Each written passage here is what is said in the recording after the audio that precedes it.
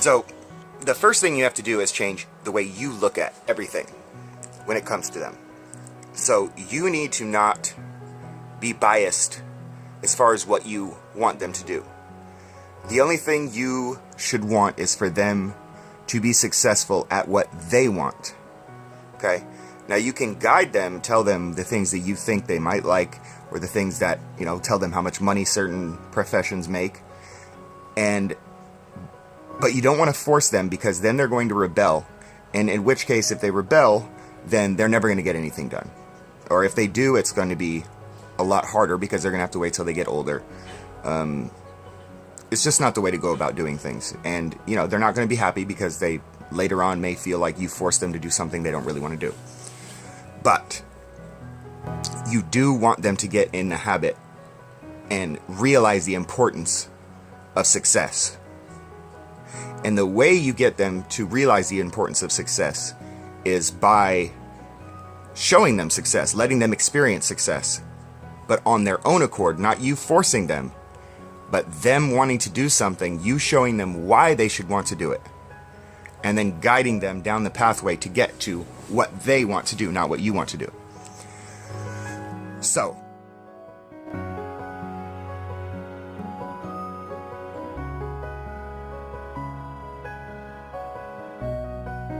the most satisfying things in life that you do and succeed at are the hardest. And the reason they're the hardest is because if it was easy, everyone would do it. What's the point of doing something if everyone can do it? Okay? So you need to show them, do something hard, show them your pathway that you've taken that required a lot of work and the success that you had. And then give them little things they can do that they don't want to do, little tasks around the house or whatever, little projects, and allow them to see how success is much better than just giving up, no matter what it is. Because once you're done, that's less stress, that's less things on their head. That's one thing they can say that they've done in their life that they actually completed. Because incompletion is a horrible thing for your soul. Anytime you have a conversation with someone and they're like, oh, I know how to play the guitar, and they show you they can play the guitar, you always are going to think, oh, I tried to play the guitar. Why couldn't I do that? Why was he more disciplined than me? Is he better than me? Why was he able to learn it when I just gave up on it? It's never a good thing to have. And if you just let them get that mentality of you can quit whatever, then they're going to have a lot more on that list of things they gave up on than things they achieved.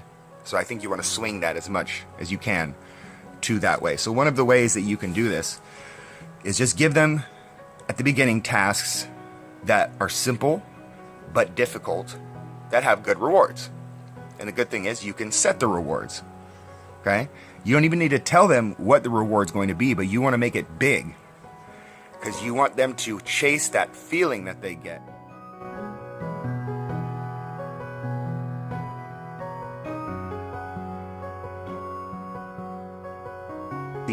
Above expectation and above what everyone else is doing. Show them how good it feels to be the best and not just be okay on the level with everyone else.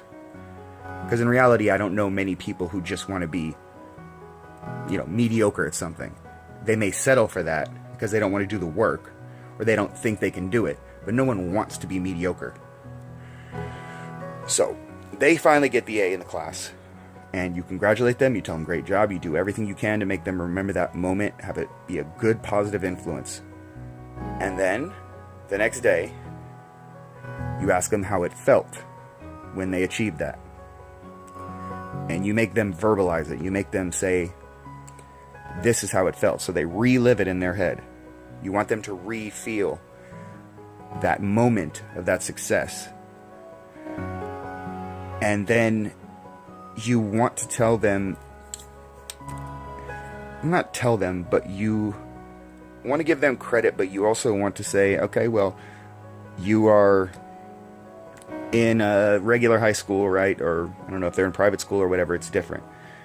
But you want to convey to them that even though they did a great job there, and they should be very proud, and you're proud, it doesn't mean that they should stop learning. It doesn't mean that they should just be satisfied and then just go mess around all the time.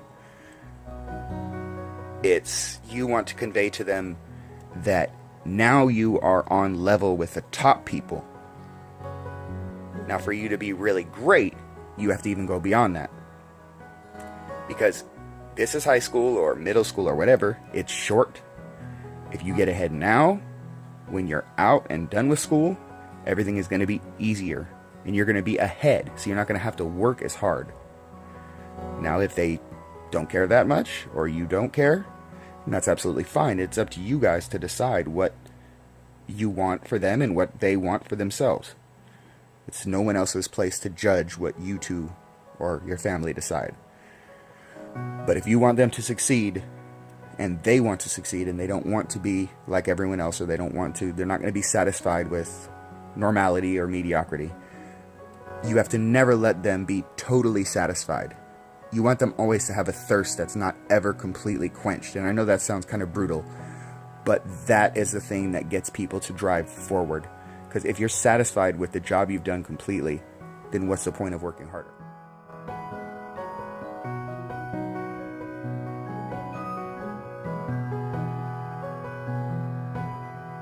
The more hard things that you'll run into, when difficult tasks come about.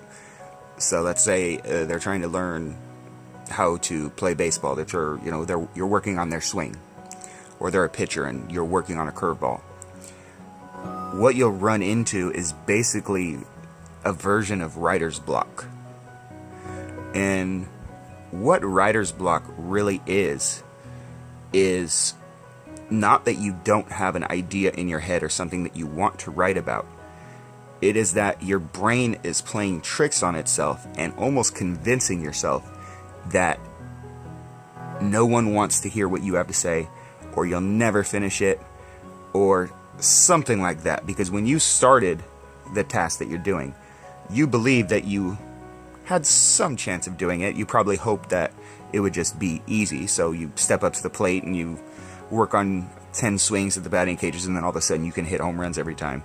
Same with pitching. You throw 100 pitches and you just happen to be that one person that is the special kid with the curveball. Well, Michael Jordan and his dad didn't get to where they are because they only tried, 10 swings at the batting cages. Kobe Bryant didn't get to the level he was at because, he left the practice early.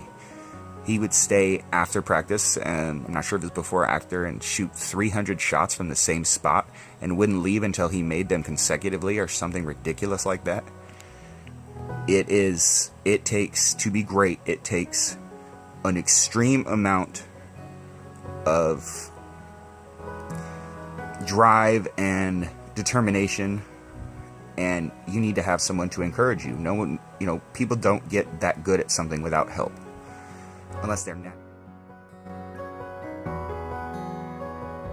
So another really important aspect, if you want them to be successful or above average, right around between the ages of 5 to 12, if at all possible, get them into a team sport.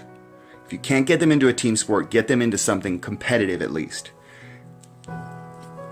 The reason for that being is that you want them to learn what it feels like to be a winner. A participation trophy is the reason why we have so many kids who live in their mother's basement at 40 years old and feel entitled to, I'm like that guy who got evicted when he was like 33 years old by his parents and stuff, and he was crying. It's stuff like that. It's when you're giving them those participation trophies, you are teaching them that it's okay to lose. It's not okay to lose. If you do lose, you should always be a good loser and never be a sore loser. And you don't want to feel bad. You shouldn't be looking at it, oh, I sucked. You should be looking at it, how can I next time be better? You want to have that urge, though, not to lose. And because it will apply in so many different things in life. Whether it's a job, you want to be the one to get a promotion, not the other guy. Because in real life, you're competing with everyone. Nobody's going to hand you anything. So you want to get them in a team sport.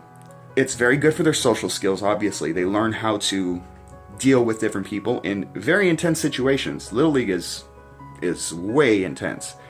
If you can't get them into Little League, then get them into, I don't know, wrestling or karate or something like that. Something that they face other people and have, competition. And be as involved as you can. If you can coach them on a baseball team and you know what you're doing, then do that. That's the best thing you can do. Because then you can really show them, as well as the other kids, and it's a good situation for them to learn how to interact in those situations. You want to be there to guide them as much as possible. So if you can, coach baseball team, be there for their karate practice. It means so much.